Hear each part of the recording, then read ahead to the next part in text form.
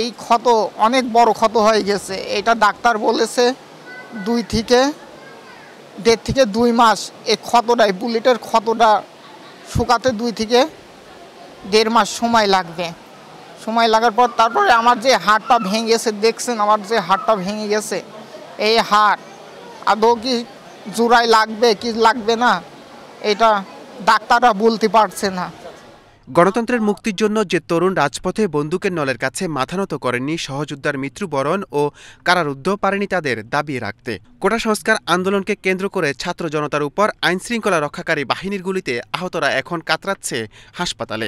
East ওয়েস্টের ভাইয়াদের সাথে মিলে একসাথে ছিলাম, তো ওই সময়তে পুলিশ আর বিজিবি একসাথে ছিল। তারা আমাকে মেনলি গুলিটা করে আমার পায়ে, ডান পায়ে গোড়ালি থেকে 4 আঙ্গুল মতো উপরে গুলিটা লাগে। এখন আমার পায়ের 2টা হাড়ই ফ্র্যাকচার হয়ে যায়, মানে একেবারে টোটালি ভেঙে যায়, পাটা ঝুলেছিল। প্রায় 30-40 জন ডাক্তার আসলো, এসে আমার পা দেখলো, দেখার পর বললো যে তোমার পায়ের মাংস একেবারে পচে গেছে, যদি পা রাখা যাবে তুমি 5-6 বছর তুমি চলতে পারবা।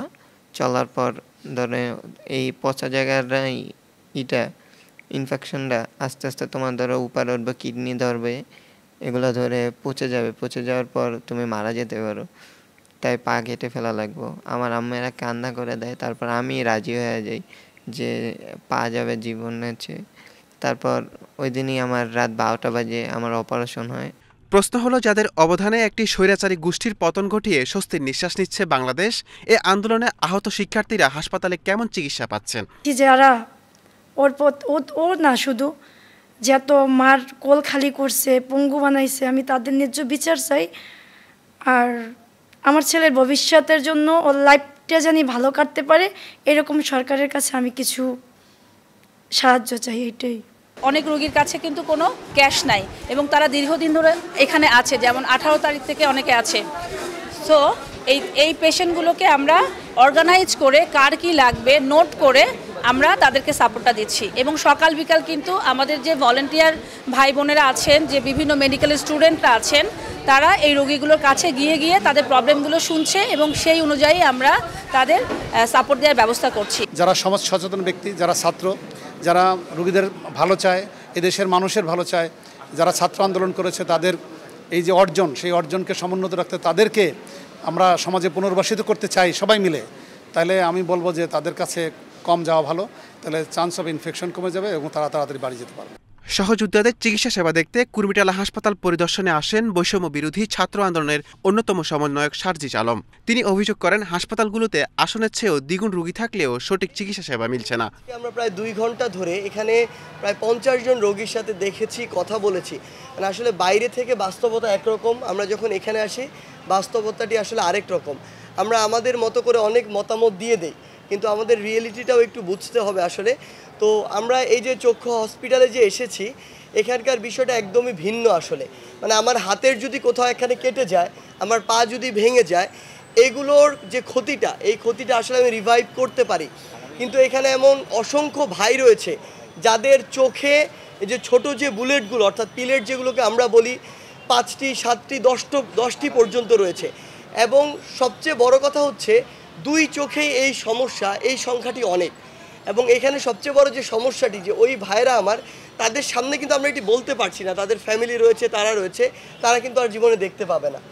সো এটা যে কত বড় একটি কথা, মানে তারা আর তাদের জীবনে এই পৃথিবীকে দেখতে পাবে না, এটা আসলে অনুধাবন করা ছাড়া আর কোনো উপায় নেই আসলে। তাদের পুরো ফ্যামিলি রয়েছে এখানে, এমন অনেকে রয়েছে যাদের পুরো ফ্যামিলি তাদের উপর ডিপেন্ডেন্ট, এমন অনেকে রয়েছে ফ্যামিলির একমাত্র উপার্জনক্ষম। সেই জায়গা থেকে অবস্থা আসলে খুবই শোচনীয়। এ সময় বৈষম্য বিরোধী আন্দোলনের আরেক সমন্বয়ক হাসনাত আব্দুল্লাহ আহতদের অতি দ্রুতই রাষ্ট্রীয় খরচে চিকিৎসা সেবা নিশ্চিতের দাবি জানান। আমরা আপনাদেরকে স্পষ্ট করে সচেতন করে দিতে চাই, ছাত্র নাগরিক যেখানে ঐক্যবদ্ধ হয়, আপনাদের কোনো সিন্ডিকেট বা মাফিয়াতন্ত্র, যেখানে স্বৈরাচার শেখ হাসিনা যেখানে দাঁড়াতে পারেনি, আপনারা এইটা দুঃস্বপ্নেও ভাববেন না যে আপনারা সিন্ডিকেট করে, মাফিয়াতন্ত্র করে আপনারা স্বাস্থ্য ব্যবস্থাকে আবার পূর্বের অবস্থানে ফিরিয়ে নেবেন।